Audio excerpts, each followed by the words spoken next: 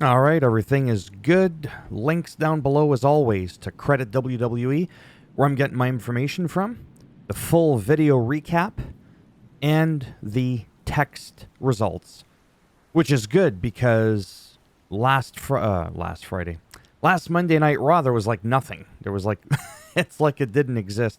And it's funny that they show Cody Rhodes and Roman Reigns here as the featured superstars because they weren't even there at all. Neither was Kevin Owens or Randy Orton, and you don't see them in the list. Anyhow, so this was a really good show. Like, I really enjoyed myself, but it was also disheartening at the same time because AJ Styles came out, and I was really happy for that. It was the first time since Clash at the Castle. It looks like he went face because he was apologizing for his past behavior with Cody Rhodes and stuff like that, which was really bad. He came out shaking hands with fans. He was smiling, right? Because obviously it's, sometimes, like I said, some people think this is real. No. It's scripted how they choose to be heel or face, right? He says he missed everybody. So it was just nice to see this side of AJ. I didn't really like the heel AJ. Carmelo Hayes came out talking trash, which led to AJ saying, well, if you want, we could have a fight. Hayes tried to duck him. LA Knight comes out. Didn't really trash AJ, just more like talking about his bad behavior in the past and saying, but despite that, he believes that he can stomp Hayes. So then we had the match, which was a nice match. It was nice to see. Was it ring rust? I don't know. Maybe we didn't warm up. I don't think it's the age. Let's not play that card. But he hurt his leg, and it looks like it was real. And the reason I say that is really simple, because if Corey Graves, or anybody else for that matter on the commentary booth, tells you, this is unfortunately part of the real risks that these superstars take, that makes you think that it's not scripted, as well as the fact that the ref just threw the match out, right? Completely. That normally doesn't happen unless it's something rare where you have something crazy like a Brock Lesnar that's just suplexing the shit out of somebody just to make him look even more like a monster behemoth, and then, the competitor can't keep going.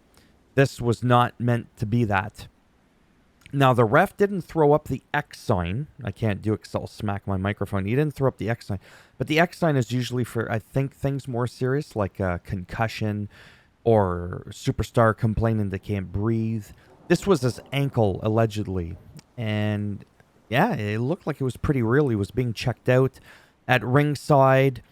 And sometimes that's the whole thing, right? Is it could be hard at times to decipher what's part of the storyline, part of the script, and then what's real life. I'm pretty sure that was real life because you don't often see the actual medical personnel tending to you at ringside. So it got thrown out, and the stipulation too as well,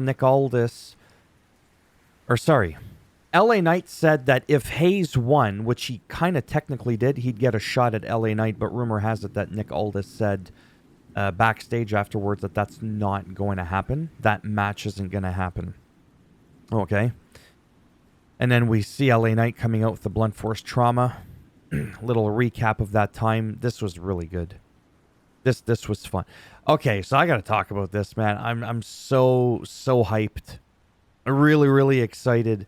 Chelsea Green versus Michin. Again, garbage.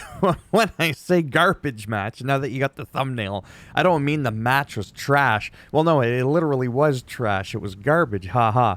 Been waiting all morning to say that.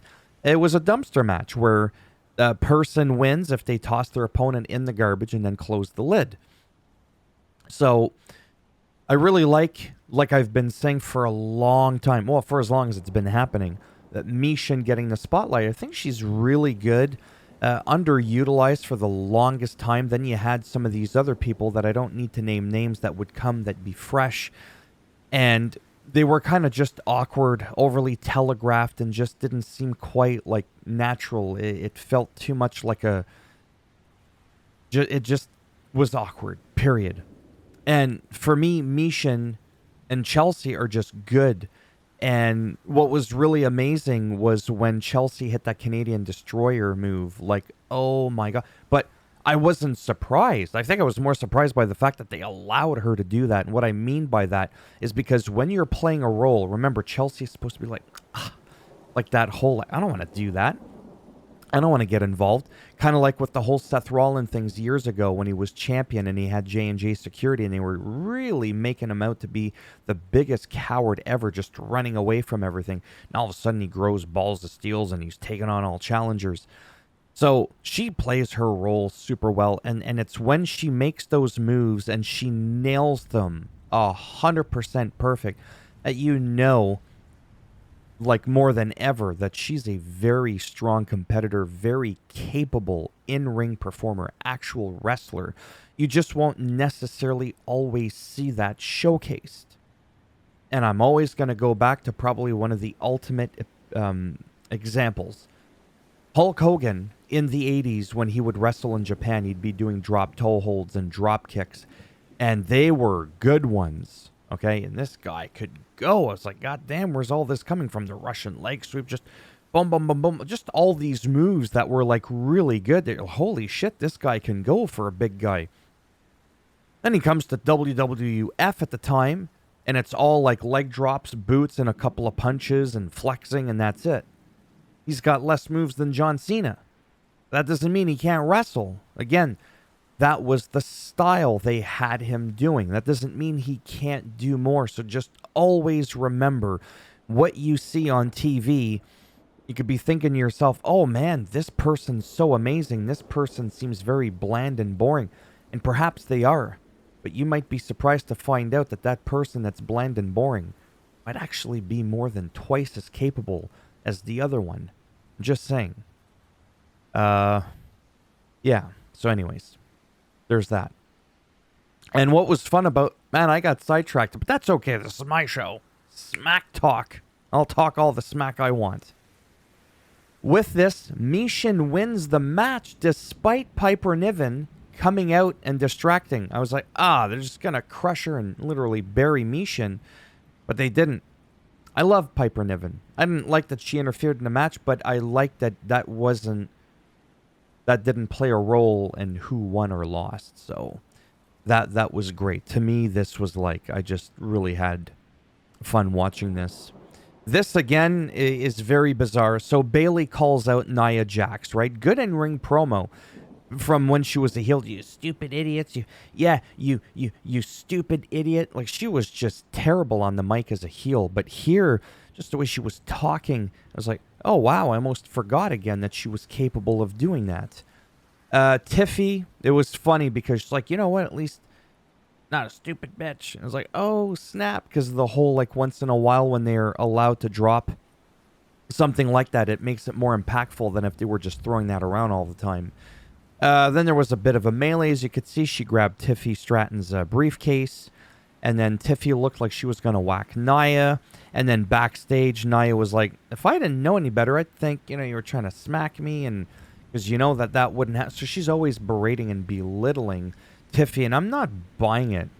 Tiffy's like very strong. She's not afraid of anybody, but again, they're making her look like she's cowering to Nia, and that angle I don't like. She should be getting in her face and being like, you know what, I'm done with this. Kind of like the whole Otis thing with Chad Gable, how he was berating them for so long. Like, how do you even put up with that? Again, I know it's scripted. I'm just saying it's very effing bizarre. So then it led to Naomi versus Tiffy, which was a great match, and then Naomi won, which I was happy with, but with a simple roll-up pin. Again, I usually always like to see a little bit more of a devastating move, but whatever. And then, okay then. The Bloodline. What was I going to say now? Yeah, right. Naomi, Tiffy, that's the one I was talking about. Then the Bloodline defeated the Street Profits DIY for the Tag Team Championship 3-way triple threat. I'm surprised there was no outside interference. Jacob Fatu was really good too with the promo, like how he was talking backstage as the Bloodline was coming out. I really, really liked that. It was convincing. That's the one thing that I find No offense about Solo Sikoa, and he can't help that.